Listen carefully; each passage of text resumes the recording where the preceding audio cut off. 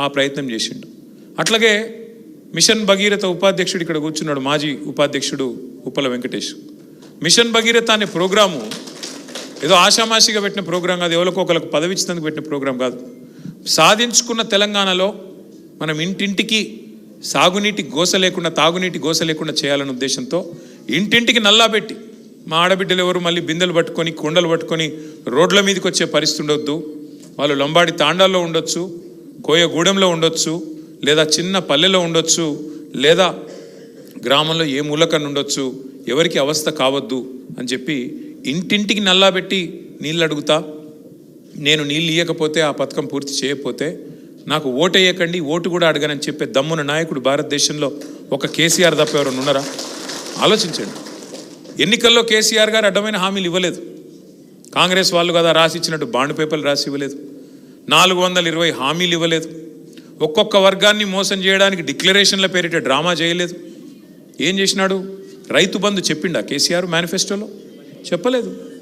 భారతదేశంలో స్వాతంత్రం వచ్చి ఇప్పుడు 47లో స్వాతంత్రం వస్తే ఇంకో నెక్స్ట్ ఇయర్ చూస్తే 80 ఏళ్ళు అవుతుంది. ఇప్పుడు 79 ఏళ్ళు నుండి ఇంకో సంవత్సరం అయితే 80 ఏళ్లలో పడతాం.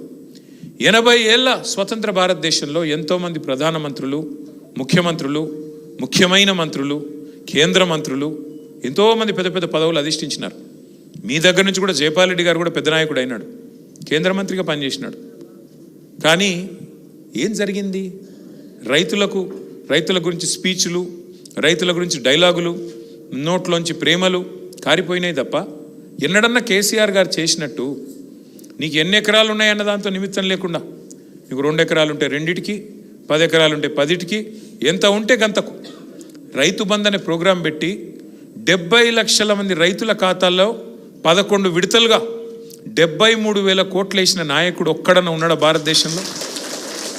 విచిత్రమైందంటే మన వాళ్ళు కూడా ఆ రోజు మీరు దండం పెట్టే అవసరం లేకుండా, దరఖాస్తు పెట్టే అవసరం లేకుండా, మేనిఫెస్టోలో హామీ ఇవ్వకుండా, డిక్లరేషన్లని మోసం చేయకుండా, ఏ రకమైన వ్యవహారం చేయకుండా, మీకు కడుపులో చల్లగదలకుండా మరి 11 సార్లు రైతు బంద్ వేస్తే అది అర్థం కాలేదు దాని విలువ మనకి. ఎందుకంటే అందుకే పెద్దలు చెప్తారు, అడగందే అమ్మాయినా పెట్టదు అని. కేసీఆర్ గారు అడగకుండానే పెట్టిండు. పెడితే దాని విలువ అర్థం కాలే. ఏమనుకున్నారు? ఎవడుంటే ఏంలే, రైతు బంద్ అవుతుందా? కేసీఆర్ ఏమని ఇంట్లోకి వెళ్ళి ఇస్తున్నాడా?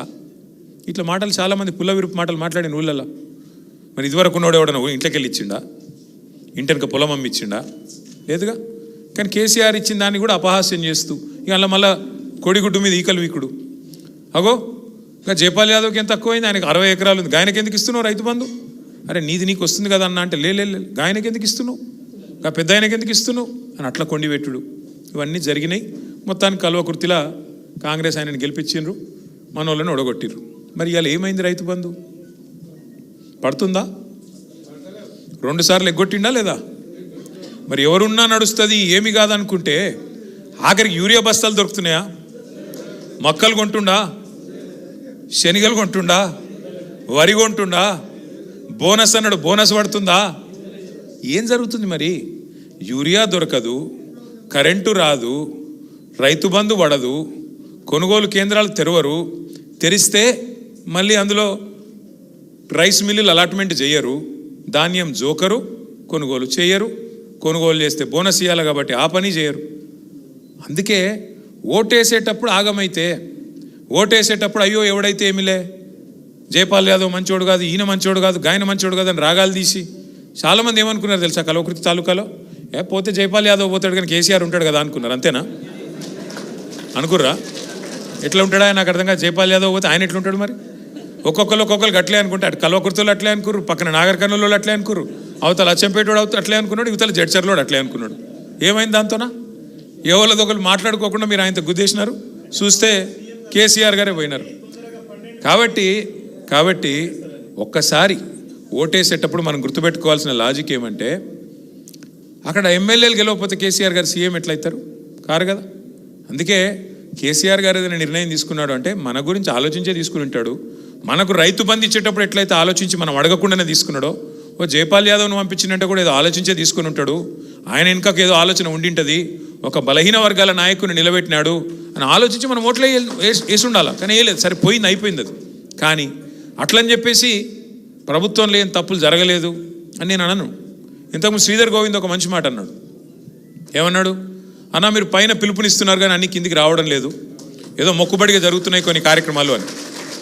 రెండవ మాట ఏమన్నాడు?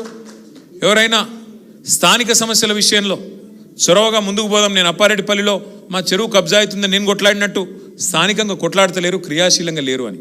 కానీ శ్రీధర్ ఏమవుతుందంటే, ఏ మనిషి కూడా 24 గంటలు యాక్టివ్ ఉండలేడు తమ్ముడు. ఏ మనిషి కూడా, ఏ కార్యకర్త కూడా, ఎందుకంటే ఆయన ఇప్పుడు మా తమ్ముడు రాములు ఉన్నాడు ఫర్ ఎగ్జాంపుల్, పిల్లల్ని పోషించాలి, మరి వాళ్ళ బువ్వ చూసుకోవాలి, చదువులు చూసుకోవాలి, సంసారం చూసుకోవాలి, మీదికెళ్ళి ఈ పని కూడా చేయాలి, అంతేనా? కాబట్టి 24 గంటలు ఒకటే పని చేయమంటే చేయరాదు. రెండోది స్థానిక సమస్యలు. ఓడిపోయాక మనిషి అంటే ఎవరికైనా నీరసం వస్తుంది. మళ్ళీ మనకేమో మామూలు దెబ్బలు తగిలినాయి. గత 2.5 సంవత్సరాల్లో ఓడిపోయినాం. 23 డిసెంబర్లో వెంటనే కేసీఆర్ గారికి, మన నాయకుడికి, ఆయనకు పెద్ద గాయమైంది. రెండోసారి హిప్ ఫ్రాక్చర్ అయింది.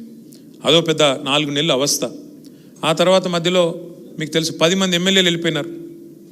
10 మంది ఎమ్మెల్యేలను తీసుకొని పోయినారు కాంగ్రెస్ వాళ్ళు, రేవంత్ రెడ్డి గారు. ఇంకోవైపు పార్లమెంట్లో ఆర్ఎస్ ప్రవీణ్ లాంటి నాయకుడిని పెట్టినా నాగర్ కర్నూల్లో మనం గెలవలేకపోయినాం. అంటే ఒక విచిత్రమైన పరిస్థితి. ఇవన్నీ చూసినాక దెబ్బ మీద దెబ్బ తగిలినప్పుడు నిరుత్సాహం మనిషికి వస్తుంది.